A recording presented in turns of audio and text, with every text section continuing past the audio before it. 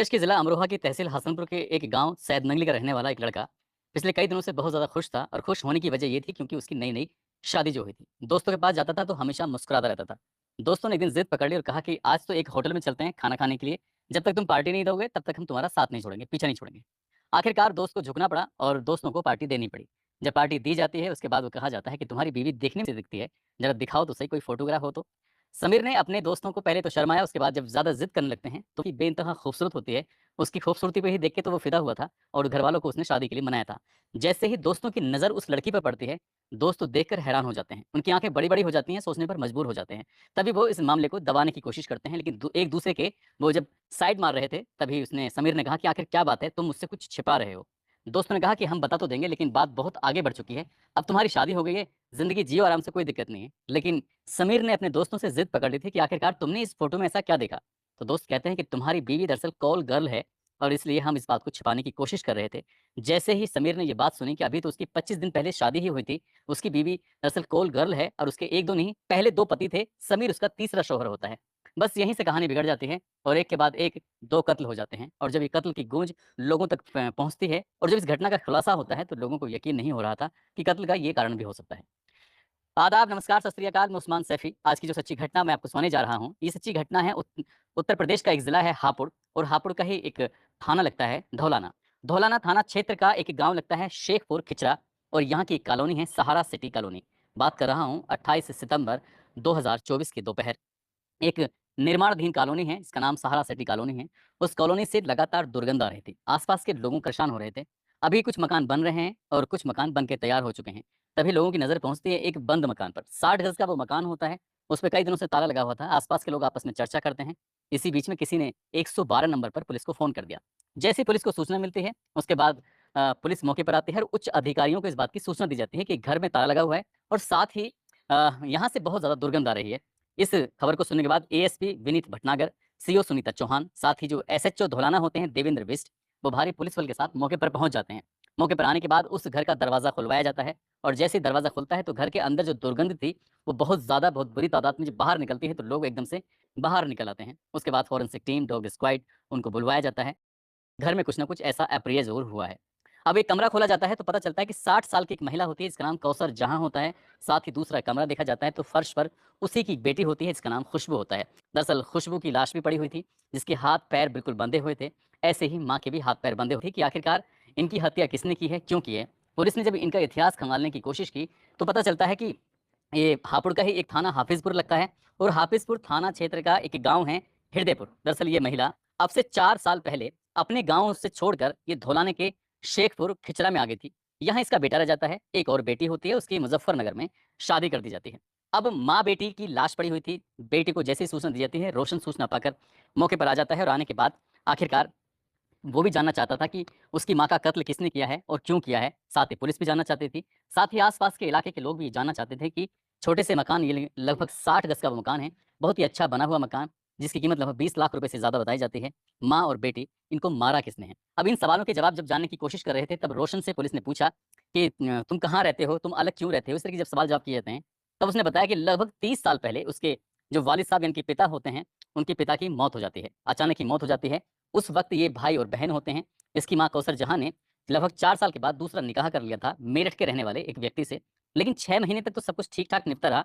लेकिन कौसर जहाँ को ऐसा लगता है कि शायद यहाँ ज़्यादा दिन इसकी बात बन नहीं पाएगी, इसलिए वो वापस अपने गाँव आ जाती है और गाँव जब आती है तो वो प्रेग्नेंट हो जाती है। यानी कि 2 बच्चे तो उसके पहले पति से थे ही, लेकिन 1 बच्चा उसके पेट में पल रहा था और वो एक लड़की होती है, लड़की जन्म लेती है जिसका नाम खुशबू रखा जाता है। वही खुशबू उर्फ़ शहज़ादी जिसकी किसी ने हाथ-पैर बाँध कर उसकी गला दबाकर हत्या कर दी थी। आखिरकार किसने हत्या की है?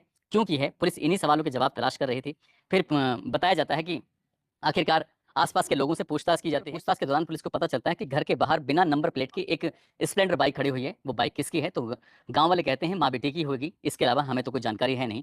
पुलिस ने चेज़िस नंबर के आधार पर आखिरकार उस बाइक का पता खोजने की कोशिश की कि ये किसके नाम है और कहाँ की ये बाइक है। तो पता चलता है कि गाज़ियाबाद का एक गाँव लगता है नाहल और वहाँ की रहने वाली गुलफ़शा नाम की एक महिला के नाम ये बाइक होती है। अब पुलिस की टीम क्योंकि अभी इस घटनाक्रम के खुलासे के लिए 3 टीम बनाई जाती हैं। एक टीम को भेजा जाता है गाज़ियाबाद के नाहल गाँव और जब वहाँ जाके पता किया जाता है कि यहाँ गुलफ़्शा नाम की कोई महिला रहती है, तो एक व्यक्ति है कहता है कि कुछ साल पहले गुलफ़्शा नाम की एक महिला से उसकी शादी हुई थी। अब उसका उससे तलाक हो चुका है। अब वो हमारे साथ नहीं रहती है। तो पूछा जाता है कि वो कहाँ रहती है? तो बताया जाता है कि वो गाज़ियाबाद के मसूरी में फुरकान नाम के व्यक्ति से उसकी शादी हुई है, वो उसी के पास वहीं रहती है। कुछ आता-पता लिया जाता है, पुलिस की टीम अब गाज़ियाबाद के मसूरी पहुँचती है, आखिरकार गुलफ़्शा मिल जाती है। गुलफ़्शा के साथ उसका शौहर यानी कि फुरकान भी मिल जाता है। अब सवाल-जवाब शुरू होते हैं, जब सवाल-जवाब शुरू होते हैं तो कुछ ही देर में वो टूट जाते हैं। अब वो एक नाम लेते हैं, नाम होता है समीर का। समीर का जब नाम लिया जाता है तो पता चलता है कि समीर उत्तर प्रदेश के ज़िला अमरोहा की तहसील हसनपुर का एक गाँव सैद नंगली लगता है, वहाँ का वो रहने वाला होता है। पुलिस ने आखिरकार कड़ी मशक्कत के बाद उसको भी हिरासत में ले लिया और हिरासत में लेने के बाद उससे पूछताछ करनी शुरू की। शुरुआत में वो इधर-उधर की बातें बता रहा था, लेकिन पुलिस ने जब सख्ती से उससे पूछताछ की, तब उसने सच उगलना शुरू कर दिया। उसने बताया कि कुछ महीने पुरानी बात है, एक बार एक फंक्शन में शहज़ादी से उसकी मुलाकात होती है। जैसे शहज़ादी को देखता है, देखते ही उसे प्यार हो जाता है, उससे इश्क हो जाता है। उससे इश्क होने के बाद वो फ़ोन पर बातचीत किया करता था और उन दोनों ने फ़ैसला लिया कि क्यों ना हम दोनों शादी कर लें। जब बात शादी की आती है तो समीर ने अपने परिवार, अपने माँ, अपने भाई, अपने पिता इन सबको बताया कि मुझे इस एक लड़की से मोहब्बत हो गई जिसका नाम खुशबू उर्फ़ शहज़ादी है, जो कि धौलाना के एक खिचरा गाँव लगता है, वहाँ की रहने वाली है। मैं उससे शादी करना चाहता हूँ। परिवार के लोग तैयार हो जाते हैं। घरवालों की रज़ामंदगी के बाद और शादी हो जाती है धूम-धाम से, सब कुछ ठीक-ठाक चल रहा था। वो अपनी बीवी को लेकर बहुत ज़्यादा खुश था। खुश इसलिए था क्योंकि उसकी बीवी वाक़ई बहुत ज़्यादा खूबसूरत थी और खूबसूरती होने की वजह से ही वो कुछ वक़्त के बाद उसे पता चलता है कि इसके 2 शौहर पहले भी थे। एक शौहर उसका उत्तर प्रदेश के बुलंदशहर का एक जगह लगती है गुलावटी, वहाँ का रहने वाला होता है। उससे तलाक हो जाता है खुशबू उर्फ़ शहज़ादी का। उसके बाद इसकी शादी होती है अतरौली जो कि अलीगढ़ में लगता है, दूसरी शादी एक साजिद नाम के लड़के से होती है, उससे भी तलाक हो जाता है और तलाक के बाद वो अपने घर पे रह रही थी। समीर ने ये तो बात बर्दाश्त कर ली कि उसके 2 पहले पति थे, वो छोड़ देता है, लेकिन इसी बीच में उसके दोस्त उससे ज़िद पकड़ लेते हैं कि पार्टी चाहिए और जब पार्टी वो देने के लिए होटल में जाता है, दोस्त उससे ज़िद कर बैठते हैं कि फ़ोटो दिखाओ, कैसी दिखती हैं भाभी? फ़ोटो दिखाया जाता है तो पता चलता है कि वो तो कॉल गर्ल है, उसके पास हर रात कोई ना कोई गैर मर्द आता है, उसके साथ रात बिताता है। जब ये बात समीर को पता चलती है तो समीर के पैर तले ज़मीन खिसक जाती है और वो सोचने पर मजबूर हो जाता है कि आखिरकार करूँ तो क्या करूँ?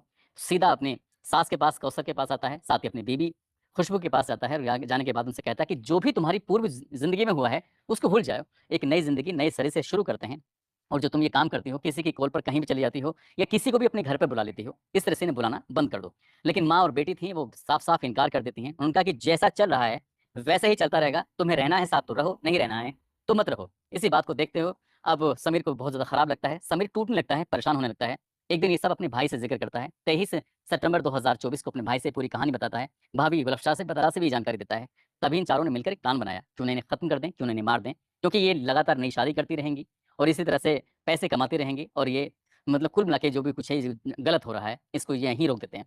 और यहीं रोकने के लिए इन्होंने प्लान बनाया 25 सितंबर 2024 को ये स्प्लेंडर बाइक पर समीर, उसका भाई फुरकान, उसकी भाभी गुलफ़्शा, ये गाज़ियाबाद के मसूरी से चलते हैं धौलाना के उस गाँव में शेखपुर खिजरा में।